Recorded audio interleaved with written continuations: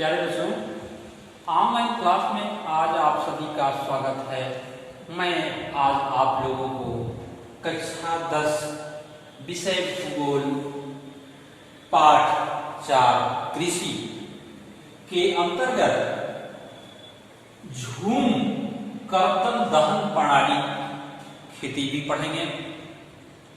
इस झूम कर्तन दहन प्रणाली का मतलब यह होता है कि जब किसान खेती करने के लिए एक स्थान से दूसरे स्थान पर के यानी घूम घूम करके स्थानांतरित होते हुए जब खेती करता था पहले भी या आज भी जंगलों में, तो इस तरह की खेती को हम झूम खेती भी कहा जाता है या झूमी कृषि भी कहते हैं।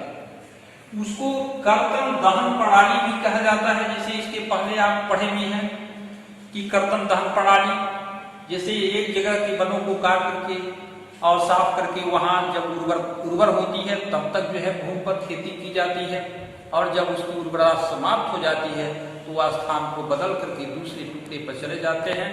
ऐसी स्थिति में हम उसको जो है यानी झूम खेती के नाम से भी जाना जाता है, झूम कृषि भी उसको कहा जाता है।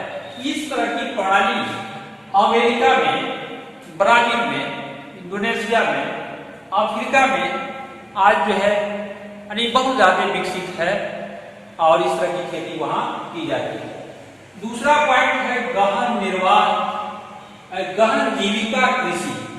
गहन जीविका कृषि की बात किया जाए तो अपने जीवन निर्वाह करने के लिए ही किसान जब अच्छे रासायनिक खादों का प्रयोग करके छोटे टुकड़े पर ही सिंचाई सुविधाएं विकसित करके उसे अच्छी खाद, अच्छी पानी, अच्छे किस्म के बीजों का प्रयोग करके, अच्छी तकनीकी का प्रयोग करके छोटे टुकड़े पर जब वह कृषि करता है तो उसको गहन जीविका कृषि कहा जाता है कि अपने जीने के लिए कृषि करता है, लेकिन गहन स्तर से करता है, अच्छे तरीके अपना करके करता है।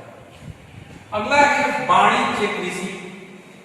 प्यारे बच्चों, वाणिज्य कृषि का मतलब होता है कि बड़े पैमाने पर व्यवसायिक खेती, यानी उसको जीवन निर्वाह के लिए, अपनी आवश्यकता के लिए नहीं बल्कि अपनी आवश्यकता के अतिरिक्त यानी व्यवसाय करने के लिए, यानी उसमें अधिक पूंजी निवेश की जाती है और अधिक पूंजी निवेश करके अधिक संसाधनों का उपयोग करके जो है उसमें बड़े पैमाने पर जो खेती की जाती है, तो ऐसे खेती को वाणिज्य खेती कहा जाता है।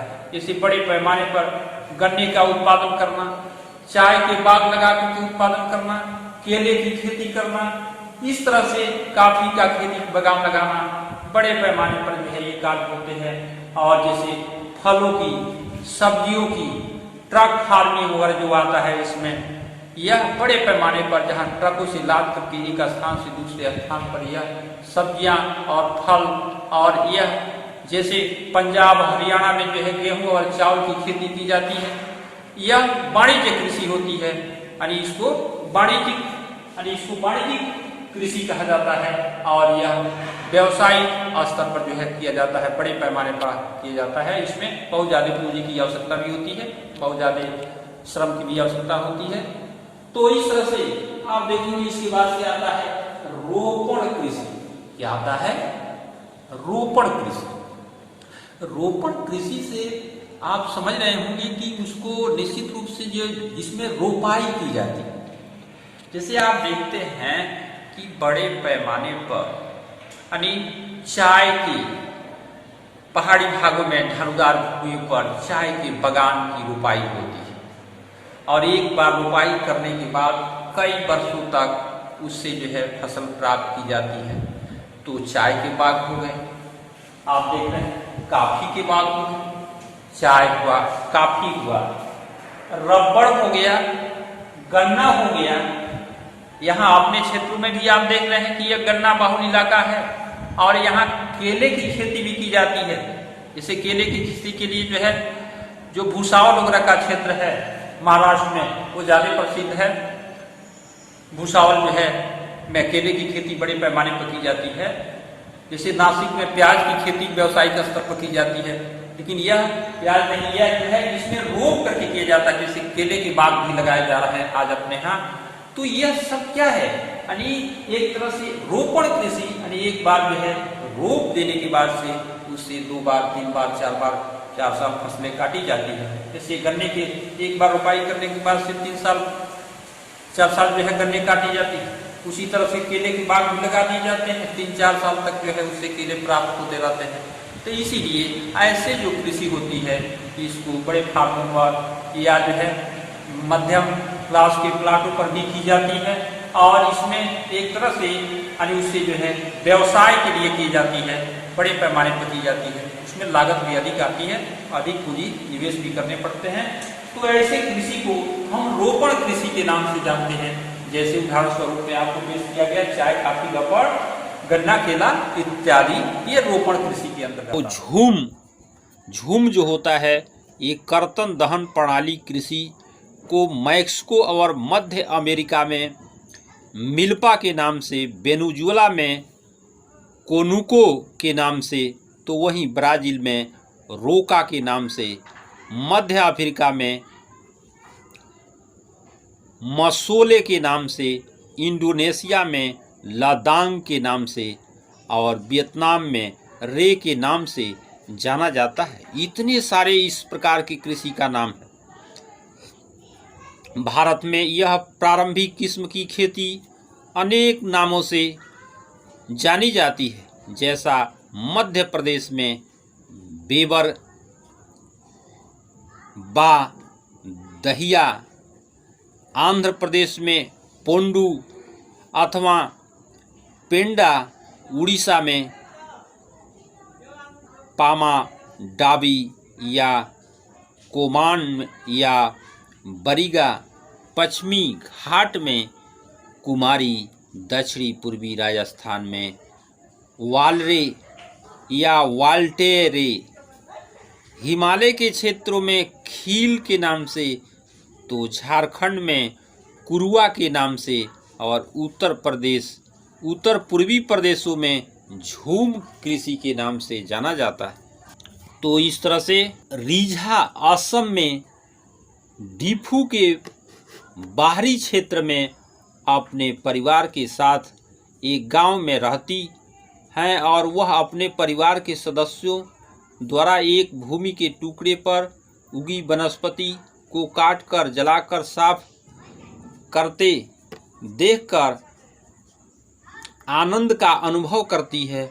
वह प्रायः परिवार के सदस्यों के साथ बांस के नाले द्वारा झरने से पानी लाकर अपने खेतों की सिंचाई करने में सहायता करती है। वह अपने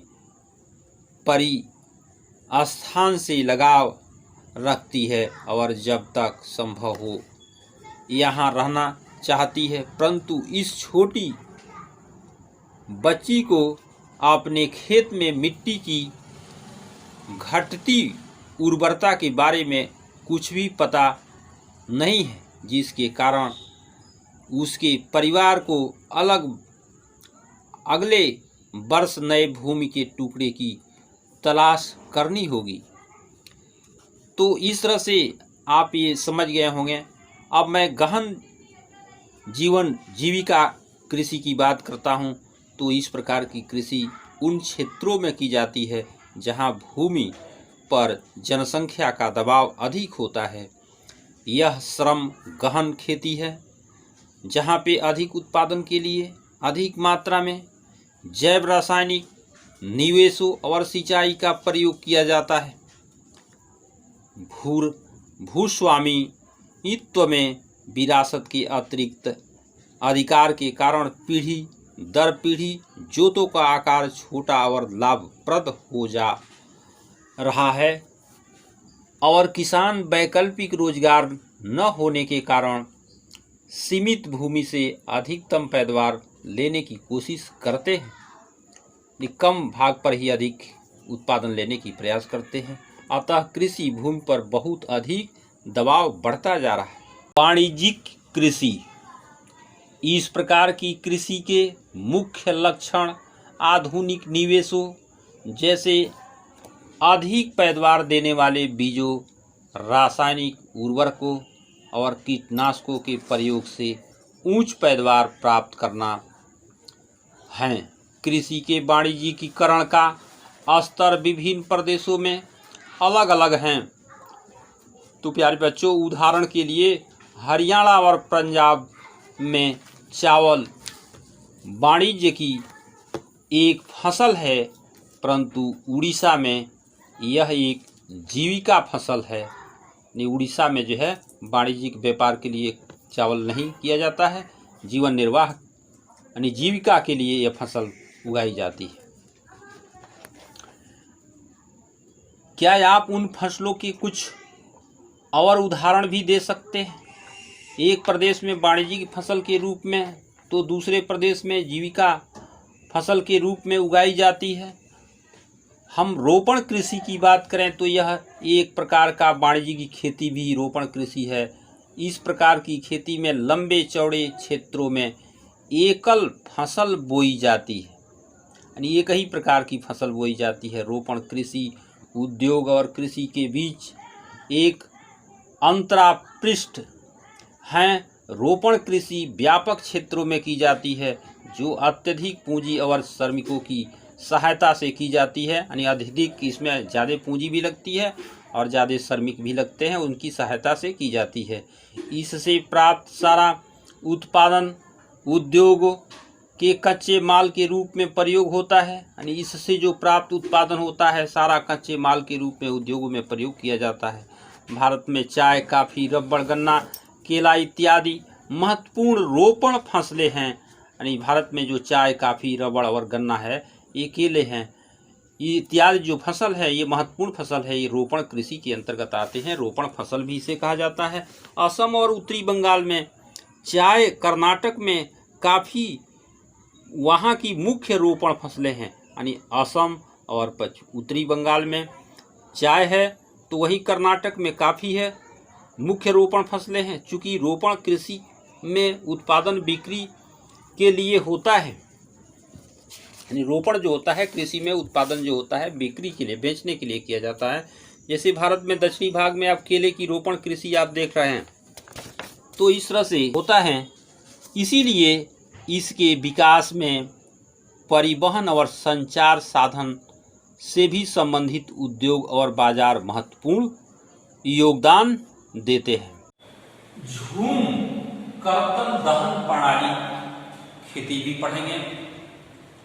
इस झूम कर्तन दहन प्रणाली का मतलब यह होता है कि जब किसान खेती करने के लिए एक स्थान से दूसरे स्थान पर के यानी घूम घूम करके हस्तांतरित होते हुए जब खेती करता था पहले भी या आज भी जंगलों में, तो इस तरह की खेती को हम झूम खेती भी कहा जाता है या झूमी कृषि भी कहते हैं। उसको कर्तन दहन प्रणाली भी कहा जाता है। जैसे इसके पहले आप पढ़े भी हैं कि कर्तन दहन प्रणाली, जैसे एक जगह के वनों को काट करके और साफ करके वहाँ जब उर्वर होती है तब तक जो है भूमि पर खेती की जाती है, और जब उसकी उर्वरता समाप्त हो जाती है तो वह स्थान को बदल करके दूसरे टुकड़े पर चले जाते हैं। ऐसी स्थिति में हम उसको जो है यानी झूम खेती के नाम से भी जाना जाता है, झूम कृषि भी उसको कहा जाता है। इस तरह की प्रणाली अमेरिका में, ब्राजील में, इंडोनेशिया में, अफ्रीका में आज जो है यानी बहुत ज़्यादा विकसित है और इस तरह की खेती वहाँ की जाती है। दूसरा पॉइंट है गहन निर्वाह, गहन जीविका कृषि। गहन जीविका कृषि की बात किया जाए तो अपने जीवन निर्वाह करने के लिए ही किसान जब अच्छे रासायनिक खादों का प्रयोग करके छोटे टुकड़े पर ही सिंचाई सुविधाएं विकसित करके उसे अच्छी खाद, अच्छी पानी, अच्छे किस्म के बीजों का प्रयोग करके, अच्छी तकनीकी का प्रयोग करके छोटे टुकड़े पर जब वह कृषि करता है तो उसको गहन जीविका कृषि कहा जाता है कि अपने जीने के लिए कृषि करता है, लेकिन गहन स्तर से करता है, अच्छे तरीके अपना करके करता है। अगला है वाणिज्य कृषि। प्यारे बच्चों, वाणिज्य कृषि का मतलब होता है कि बड़े पैमाने पर व्यावसायिक खेती, यानी उसको जीवन निर्वाह के लिए, अपनी आवश्यकता के लिए नहीं, बल्कि अपनी आवश्यकता के अतिरिक्त यानी व्यवसाय करने के लिए, यानी उसमें अधिक पूंजी निवेश की जाती है और अधिक पूंजी निवेश करके अधिक संसाधनों का उपयोग करके जो है उसमें बड़े पैमाने पर जो खेती की जाती है, तो ऐसे खेती को वाणिज्य खेती कहा जाता है। जैसे बड़े पैमाने पर गन्ने का उत्पादन करना, चाय के बाग लगा करके उत्पादन करना, केले की खेती करना, इस तरह से कॉफी का खेती बागान लगाना, बड़े पैमाने पर जो है ये कार्य होते हैं। और जैसे फलों की, सब्जियों की ट्रक फार्मिंग वगैरह जो आता है, इसमें यह बड़े पैमाने पर जहाँ ट्रकों से लाद करके एक स्थान से दूसरे स्थान पर यह सब्जियां और फल, और यह जैसे पंजाब हरियाणा में जो है गेहूं और चावल की खेती की जाती है, यह वाणिज्य कृषि होती है। यानी इसको वाणिज्यिक कृषि कहा जाता है और यह व्यवसायिक स्तर पर जो है किया जाता है, बड़े पैमाने पर किया जाता है। इसमें बहुत ज़्यादा पूंजी की आवश्यकता भी होती है, बहुत ज़्यादा श्रम की भी आवश्यकता होती है। तो इस तरह से आप देखेंगे, इसके बाद से आता है रोपण कृषि। क्या आता है? रोपण कृषि। रोपण कृषि से आप समझ रहे होंगे कि उसको निश्चित रूप से जो जिसमें रोपाई की जाती है। जैसे आप देखते हैं कि बड़े पैमाने पर यानी चाय की पहाड़ी भागों में ढलदार भूमि पर चाय के बागान की रोपाई होती है और एक बार रोपाई करने के बाद कई वर्षों तक उससे जो है फसल प्राप्त की जाती है। तो चाय के बाग हो गए, आप देख रहे हैं, कॉफी के बाग हो गए, चाय हुआ, कॉफी हुआ, रबड़ हो गया, गन्ना हो गया। यहाँ अपने क्षेत्रों में भी आप देख रहे हैं कि यह गन्ना बहुल इलाका है और यहाँ केले की खेती भी की जाती है। जैसे केले की खेती के लिए जो है जो भूसावल वगैरह का क्षेत्र है महाराष्ट्र में, वो ज़्यादा प्रसिद्ध है। भूसावल जो है में केले की खेती बड़े पैमाने पर की जाती है। जैसे नासिक में प्याज की खेती व्यावसायिक स्तर पर की जाती है, लेकिन यह प्याज नहीं, यह जो है इसमें रोप करके किया जाता है। जैसे केले के बाग भी लगाए जा रहे हैं आज अपने यहाँ। तो यह सब क्या है? यानी एक तरह से रोपण कृषि, यानी एक बार जो है रोप देने के बाद से उससे 2 बार 3 बार 4 बार 4 साल फसलें काटी जाती है। जैसे गन्ने के एक बार रोपाई करने के बाद से 3 साल 4 साल जो है गन्ने काटी जाती है। उसी तरह से केले के बाग भी लगा दिए जाते हैं, 3-4 साल तक जो है उससे केले प्राप्त होते रहते हैं। तो इसीलिए ऐसे जो कृषि होती है इसको बड़े फार्मों पर या जो है मध्यम क्लास के प्लाटों पर भी की जाती है और इसमें एक तरह से यानी उससे जो है व्यवसाय के लिए की जाती है, बड़े पैमाने पर की जाती है। उसमें लागत भी अधिक आती है, अधिक पूंजी निवेश भी करने पड़ते हैं।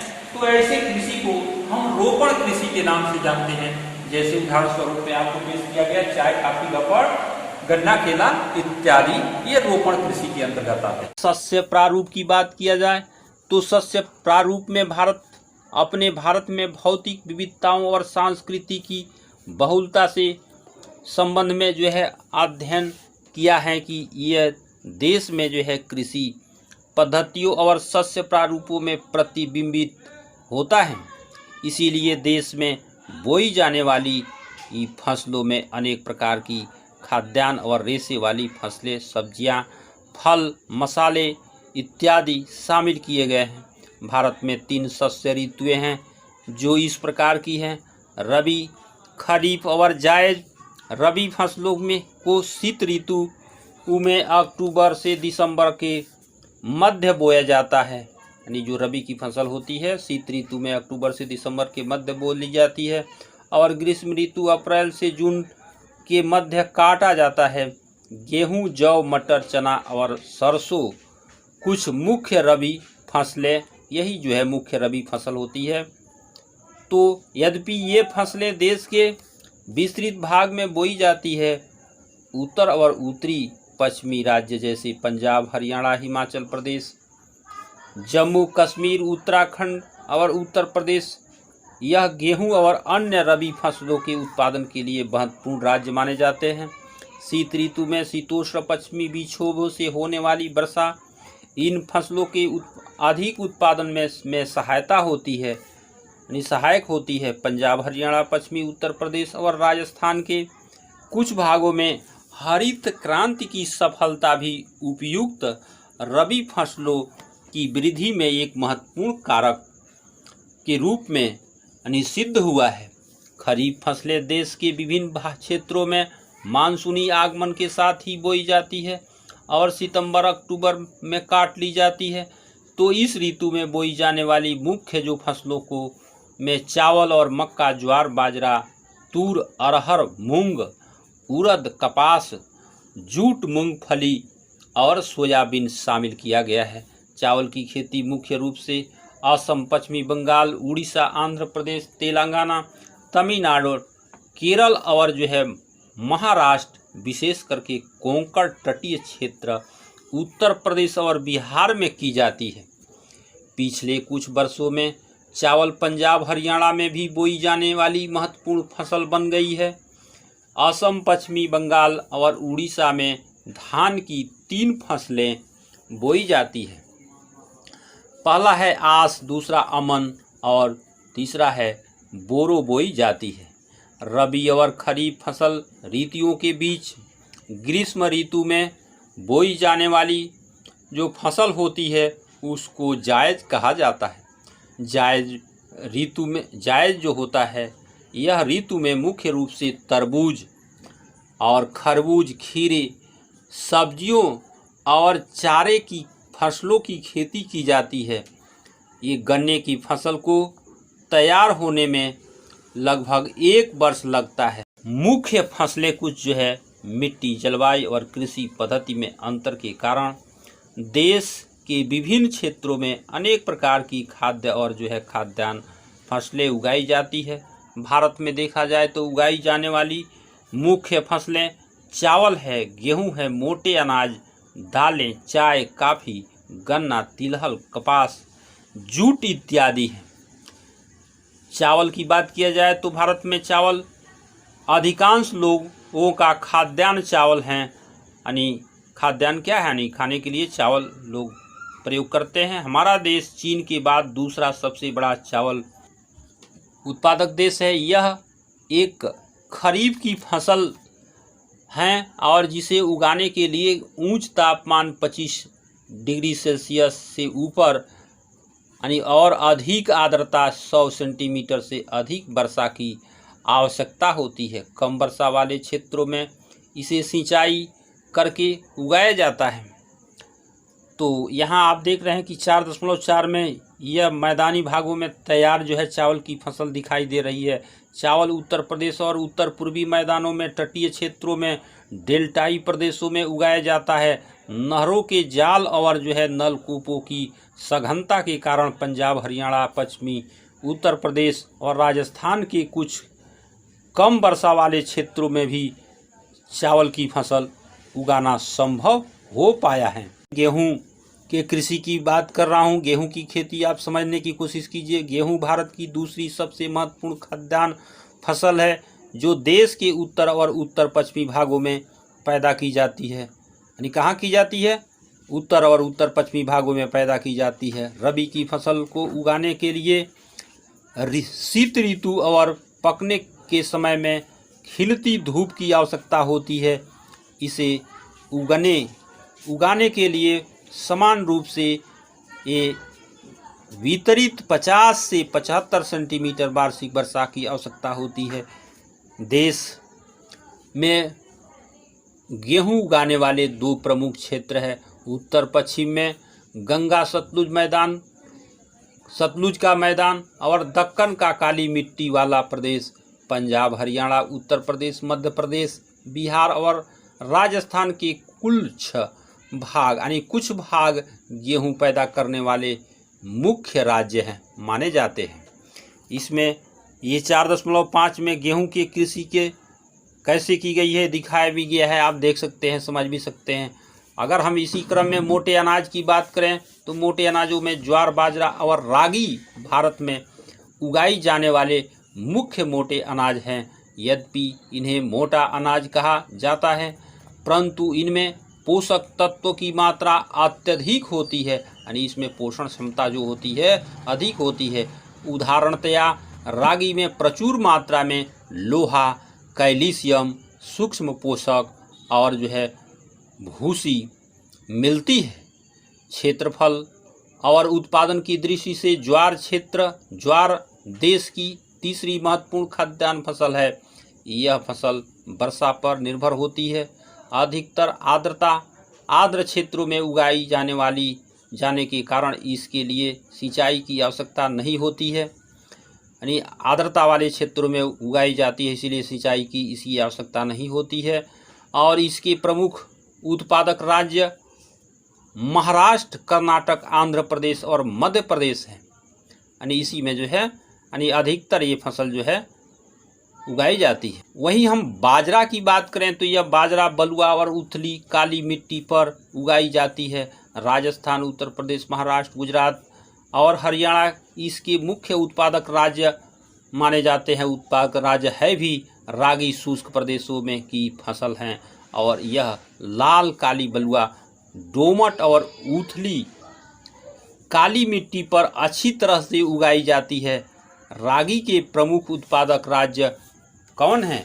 कर्नाटक, हिमाचल प्रदेश, उत्तराखंड, सिक्किम, झारखंड और अरुणाचल प्रदेश यह जो है बाजरा के लिए प्रमुख उत्पादक राज्य माने जाते हैं, उत्पादक राज्य हैं। वहीं मक्का की बात किया जाए तो यह एक ऐसा फसल है जो खाद्यान्न व चारा दोनों रूपों में प्रयोग होती है। लोग इसको खाते भी हैं और पशुओं के लिए चारे के रूप में भी प्रयोग किया जाता है। यह एक खरीफ फसल है, यानी खरीफ के फसल के में माना जाता है। तो खरीफ फसल में आप देख सकते हैं जो 21 डिग्री सेल्सियस से 27 डिग्री सेल्सियस तापमान में और पुरानी जलोढ़ मिट्टी में अच्छी प्रकार की उगाई जाती है। बिहार जैसे कुछ राज्यों में मक्का रबी की ऋतु में भी उगाई जाती है। आधुनिक प्रौद्योगिकी और निवेश जैसे उच्च पैदावार देने वाले बीजों, उर्वरक और सिंचाई के उपयोग से मक्का का उत्पादन बढ़ा है। कर्नाटक, मध्य प्रदेश, उत्तर प्रदेश, बिहार, आंध्र प्रदेश, तेलंगाना मक्का के मुख्य उत्पादक राज्य हैं। यहाँ आप देख रहे हैं कि यह 4.7 में चित्र में मक्के की कृषि कैसे की गई है। बालियाँ निकाली जा रही है, इकट्ठा की जा रही है।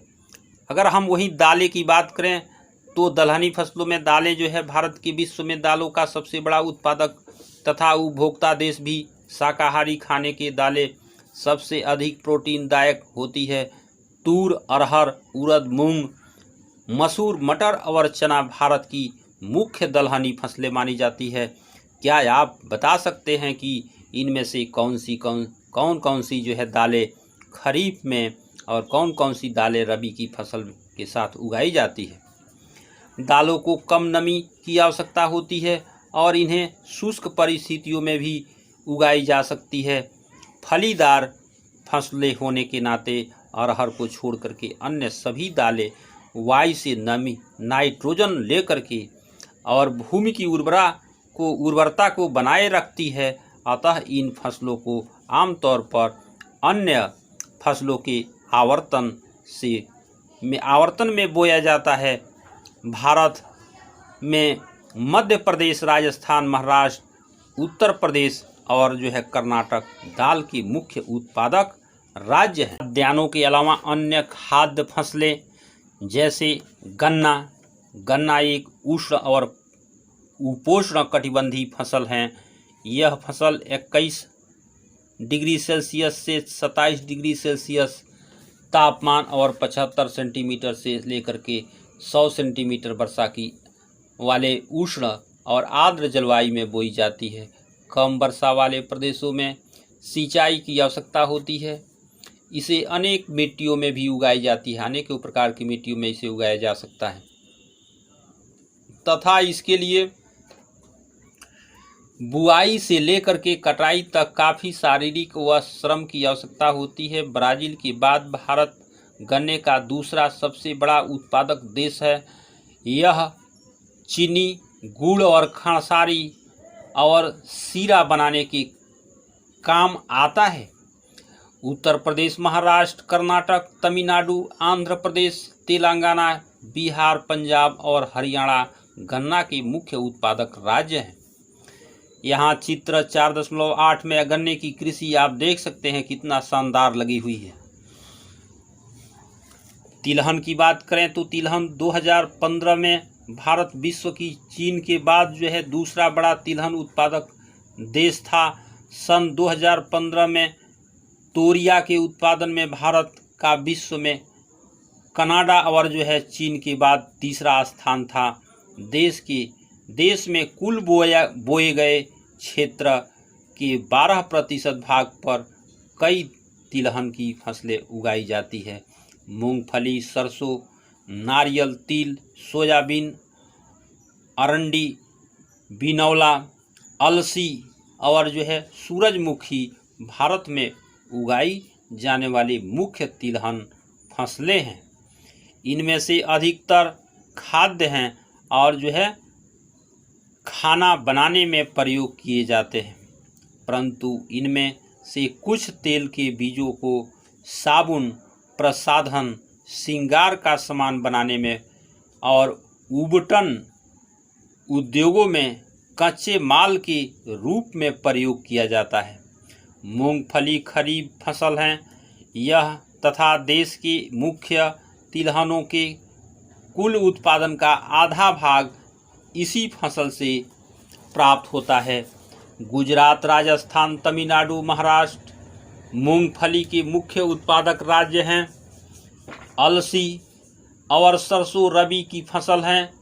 तिल उत्तरी भारत की खरीफ की फसल हैं और दक्षिणी भारत में रबी की अरंडी खरीफ और रबी दोनों ही फसल ऋतुओं में बोया जाता है। चाय की बात किया जाए तो चाय की खेती रोपण कृषि है और एक उदाहरण है कि यह एक महत्वपूर्ण पेय पदार्थ की फसल है जिसे शुरुआत में अंग्रेज भारत में लाए थे, यानी अंग्रेज चाय की फसल को भारत में लाए थे।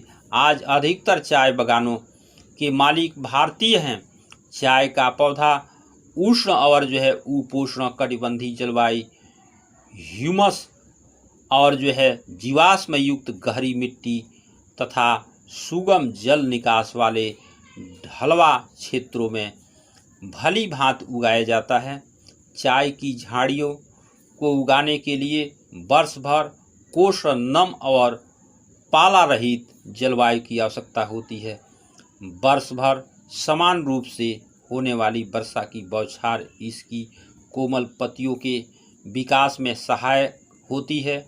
चाय एक श्रम सघन उद्योग है, यानी इसमें काफ़ी श्रम की आवश्यकता होती है। इसके लिए प्रचुर मात्रा में सस्ता और कुशल श्रम होना चाहिए, मिलना चाहिए। श्रमिकों की आवश्यकता होनी चाहिए, मिलनी चाहिए। इसकी ताजगी बनाए रखने के लिए चाय की पत्तियां बागान में ही संसाधित की जाती है और चाय के मुख्य उत्पादक क्षेत्रों में असम, पश्चिमी बंगाल में दार्जिलिंग और जलपाईगुड़ी जिलों की पहाड़ियाँ, तमिलनाडु और केरल हैं। इसके अलावा हिमाचल प्रदेश, उत्तराखंड, मेघालय, आंध्र प्रदेश और त्रिपुरा आदि राज्यों में भी चाय उगाई जाती है। सन 2015 में भारत विश्व में चीन के बाद, यानी 2015 में भारत जो है चीन के बाद दूसरा बड़ा चाय उत्पादक देश था। वही कॉफ़ी की बात किया जाए तो देखिए कॉफ़ी भारत की कॉफ़ी अपनी गुणवत्ता के लिए विश्व विख्यात है। हमारे देश में अरेबिका किस्म की कॉफ़ी पैदा की जाती है। यानी किस किस्म की कॉफ़ी पैदा की जाती है? अरेबिका किस्म की कॉफ़ी पैदा की जाती है जो आरंभ में यमन से लाई गई थी। इस किस्म की कॉफ़ी की विश्व भर में अधिक मांग है और इसकी कृषि की शुरुआत बाबा बुदन की पहाड़ियों से हुई थी। यानी बाबा बुदन की जो पहाड़ी है वहीं से हुई थी और आज भी इसकी खेती नीलगिरी की पहाड़ियों के आसपास कर्नाटक और केरल तथा तमिलनाडु में ही की जाती है। बागवानी फसलों में सन 2015 में भारत का विश्व में फलों और सब्जियों के उत्पादन में चीन के बाद दूसरा स्थान था। भारत उष्ण और शीतोष्ण कटिबंधीय दोनों ही प्रकार के फलों का उत्पादक हैं। भारतीय फलों में जिनमें महाराष्ट्र, आंध्र प्रदेश, तेलंगाना, उत्तर प्रदेश और पश्चिमी बंगाल के आम, नागपुर और चेरापूंजी मेघालय के संतरे, केरल, मिजोरम और महाराष्ट्र और तमिलनाडु के केले, उत्तर प्रदेश और बिहार की लीची, मेघालय के अनानास, आंध्र प्रदेश, तेलंगाना और महाराष्ट्र के अंगूर तथा हिमाचल प्रदेश और जम्मू कश्मीर के सेब, नाशपाती, खुबानी और अखरोट की विश्व भर में बहुत मांग है। तो आप बच्चों समझ सकते हैं कि इन फलों की विश्व भर में कितनी मांग है। भारत का मटर, फूल गोभी, प्याज, बंद गोभी, टमाटर, बैगन और आलू उत्पादन में प्रमुख स्थान है। आप यहाँ देख रहे हैं कि अखाद्यान्न फसलें भी कुछ यहाँ दिखाई गई है। सब्जियों की कृषि, मटर और फूल गोभी, टमाटर और बैगन भी यहाँ दिखाया गया है चित्र में। 4.13 में देख करके आप समझ भी सकते हैं। अखाद्यान्न फसलों में हम रबड़ की बात करेंगे। रबड़ भूमध्य रेखीय क्षेत्रों की फसल है, परंतु विशेष परिस्थितियों में उष्ण और उपोष्ण क्षेत्रों में भी उगाई जाती है। इसको 200 सेंटीमीटर से अधिक वर्षा और 25 सेंटीमीटर से अधिक तापमान वाली नम और आर्द्र जलवायु की आवश्यकता होती है। यानी कैसी जलवायु की आवश्यकता होती है? नम और आर्द्र जलवायु की आवश्यकता होती है। रबड़ एक महत्वपूर्ण कच्चा माल है जो उद्योगों में प्रयुक्त होता है। इसे मुख्य रूप से केरल, तमिलनाडु, कर्नाटक, अंडमान निकोबार द्वीप समूह और मेघालय में गारो खासी पहाड़ियों में उगाया जाता है। तो यहाँ यह रबड़ आप देखें कि कहाँ कहाँ उगाया जाता है भारत में, तो ये समझ गए होंगे। और उसके बाद से मैं रेशेदार फसलों की बात करता हूँ, जैसे कपास और जूट, सन आते हैं। और प्राकृतिक रेशम भारत में उगाई जाने वाली 4 मुख्य रेशेदार फसलें हैं। इनमें से पहली तीन मिट्टी में यह फसल उगाने से प्राप्त होती है और चौथा रेशम के कीड़े के कोकून से प्राप्त होता है, जो मलबरी पेड़ की हरी पत्तियों पर पलता है। और रेशम उत्पादन के लिए रेशम के कीड़ों का पालन रेशम उत्पादन कहलाता है। वही हम कपास की बात करें तो प्यारे बच्चों, भारत को कपास के पौधों का मूल स्थान माना जाता है। यानी भारत ही कपास के पौधों का मूल स्थान माना जाता है। सूती कपड़ा उद्योग, कपास एक मुख्य कच्चा माल है और कपास उत्पादन में भारत का विश्व में तीसरा स्थान है। दक्कन पठार के शुष्कतर भागों में काली मिट्टी कपास उत्पादन के लिए उपयुक्त मानी जाती है। इस फसल को उगाने के लिए कच्चा यानी उच्च तापमान, हल्की वर्षा या सिंचाई, 210 दिन यानी पाला रहित दिन और खिली धूप की आवश्यकता होती है। यह खरीफ की फसल हैं और इसे पक कर तैयार होने में 6 से 8 महीने लगते हैं। महाराष्ट्र, गुजरात, मध्य प्रदेश, कर्नाटक, आंध्र प्रदेश, तेलंगाना, तमिलनाडु, पंजाब, हरियाणा और उत्तर प्रदेश कपास के मुख्य उत्पादक राज्य हैं। यानी यही मुख्य भारत के उत्पादक राज्य माने जाते हैं, उत्पादक राज्य भी हैं। हम आगे जूट की बात करते हैं। जूट को सुनहरा रेशा भी कहा जाता है। जूट की फसल बाढ़ के मैदानों में जल निकास वाली उर्वरक मिट्टी में उगाई जाती है, जहां हर वर्ष बाढ़ से आई नई मिट्टी जमा होती रहती है और इसके बहने से समय उच्च तापमान की आवश्यकता होती है। पश्चिमी बंगाल, बिहार, असम और उड़ीसा तथा मेघालय में जूट के मुख्य उत्पादक राज्य हैं। इसका प्रयोग बोरियां, चाट, चटाई और रस्सी, तंतु व धागे, गलीचे और दूसरे दस्तकारी की वस्तुएं बनाने में किया जाता है। इसकी उच्च लागत के कारण और कृत्रिम रेशों और पैकिंग सामग्री विशेषकर नायलॉन की कीमत कम होने के कारण बाजार में इसकी मांग कम हो रही है।